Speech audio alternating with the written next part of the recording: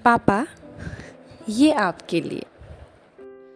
कभी कभार या कह लीजिए हर बार कुछ लोगों का किरदार हमारे जीवन में यूं होता है जिसे हम अगर बखान करना चाहें तो हमारे पास तो अल्फाज भी कम पड़ जाते हैं। इसमें ये सोचकर हैरान हूँ कि मेरे पास अल्फाज भी नहीं तो तुम्हारे पास कौन सा अलादीन का चिराग था जिसे तुम घिस कर मेरे कहने से पहले मेरी सारी ख्वाहिशें पूरी कर दिया करते थे।